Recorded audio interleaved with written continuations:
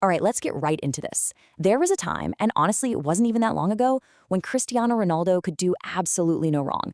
I mean, we all remember it, right? The massive trophy lifts, those totally magical Champions League nights under the lights, packed stadiums just echoing with his name. He wasn't just a football player. The guy was an untouchable icon. But today? Well, today he stands as one of the absolute most polarizing figures in global sports. So how does a hero of that massive magnitude become so intensely debated? That's exactly what we're going to investigate in today's explainer. And that brings us to the core mystery we really need to solve. Did Cristiano Ronaldo actually change, or did the football world simply change its perception of him? Look, it's a massive question, but to answer it fairly, we've got to look past all the intense media narratives and that daily social media noise. We have to strip away the raw emotion and look at the cold, hard facts. Like, is this really some dramatic story of a fallen idol, or are we all just judging an aging superstar through a totally unfair lens? Let's analyze the actual evidence. Five Ballon d'Or wins. Before we even start dissecting the recent controversies, we really have to ground ourselves in his untouchable baseline. We're talking about a player who completely dominated European football, going toe-to-toe with Lionel Messi in an era of literally unprecedented greatness. 5 times recognized as the absolute best player on the entire planet. You simply do not achieve that by accident. He didn't just inherit this greatness, he engineered it from the ground up. From a young boy leaving Madeira back in 1997 to his huge breakthrough at Manchester United, right up to that monumental move to Real Madrid in 2009. This isn't just some map of lucrative transfers, it's a testament to a totally terrifying level of discipline. We're talking about a guy whose legendary diet and relentless gym routines completely redefined what peak athletic fitness even looked like in football. Exactly. He basically built himself into the ultimate footballing machine. But the crucial point we have to ask is what happens when that relentless machine finally meets the impossible expectations it created for itself? Part 1. The first cracks. The Juventus era. Up until his move to Italy, Ronaldo's armor was basically impenetrable. But at Juventus, a narrative of physical decline really started taking root. Critics quietly pointed out the inevitable biological struggles of an aging athlete trying desperately to maintain this world-beating, machine-like output in a highly demanding defensive league. Right, but is that truly fair? Or could there be another explanation here? Because the counterargument is that fans and the media were projecting incredibly unfair expectations onto him. The guy was still scoring at a remarkable rate, still winning golden boots. Are we absolutely sure the public wasn't just refusing to accept the reality of a player entering his mid-30s? The demands were, frankly, becoming unhinged from biological reality. And that right there is the million-dollar question. Were fans genuinely seeing the very first undeniable signs of decline? Or were they just getting dangerously impatient with an aging legend? This really feels like the exact moment the untouchable armor suffered its first real dent. But if Juventus was just a crack, what came next was an absolute earthquake. Part 2, the return that went wrong. Back to Manchester United. Oh man, this was supposed to be the perfect fairy tale, wasn't it? The emotional homecoming of the prodigal son back to Old Trafford. But that magic evaporated so fast into a staggering new reality. A chaotic managerial carousel, the once unthinkable sight of Ronaldo facing repeated benchings under Erik ten Hag, and these highly publicized moments of sheer frustration. I mean, famously walking down the tunnel before the final whistle against Tottenham, it was just a total pressure cooker of tension. Okay, let me play the skeptic here for a second and push back on that narrative.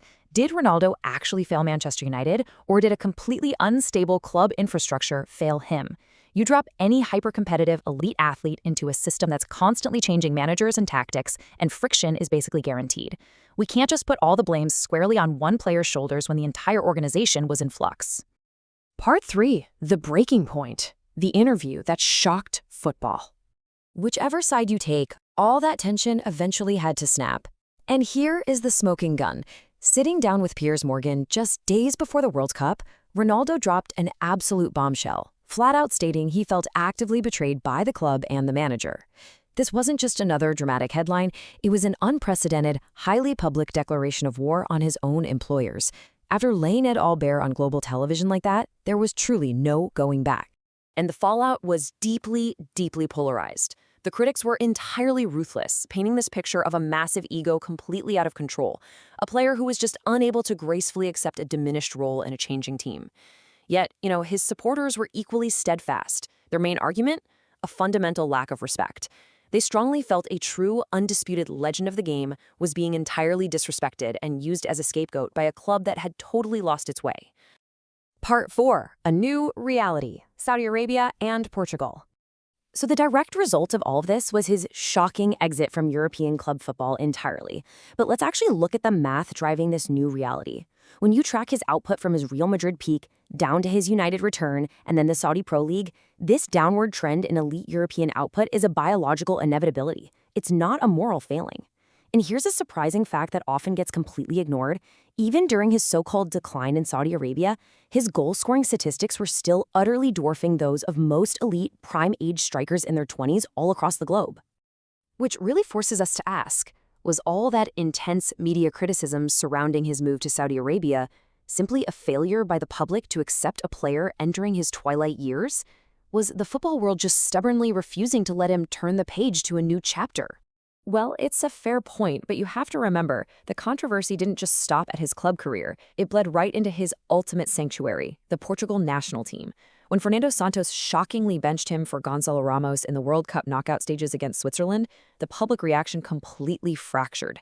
I mean, we're talking about a near 50-50 split between fans fiercely supporting the manager's bold tactical choice and those fiercely defending Ronaldo's untouchable status. The polarization had officially infected even his most loyal, unified fan base. And it really brings up the most difficult, uncomfortable question in modern sports. Can a legend actually become bigger than the team? When a single player's gravity is so incredibly immense that their mere presence on the substitute bench causes an international media circus, how does any manager effectively navigate that? Part 5. Legacy on Trial. The Final Verdict. Look, to reach a final verdict here, we have to weigh the temporal damage against the permanent impact. Yes, the late career controversies, the explosive interviews, and that really bitter shift in public perception are very real events that shaped his final chapters in Europe. But long after the social media debates finally fade away, and long after those controversial headlines disappear into the archives, the unmatched Champions League records, the 5 Ballon d'Ors, and his completely unprecedented global popularity, those facts remain written in stone. But we still can't just ignore how it ended. Did his fierce refusal to adapt and those explosive public outbursts unnecessarily damage his own legacy? Was he, in the very end, his own worst enemy when the spotlight got just a bit too hot? Or, honestly, did we simply become overly critical of an aging star? Did we demand absolute perfection from a human being, idolize him as a literal machine, and then completely crucify him when the gears finally, inevitably slowed down? You know, it's a debate that's likely going to rage on in pubs, studios, and living rooms for decades to come. We've laid out the entire timeline, the intense clashes, and the raw data. But ultimately, the final verdict doesn't belong to the media, and it definitely doesn't belong to us. History will decide where Cristiano Ronaldo truly belongs.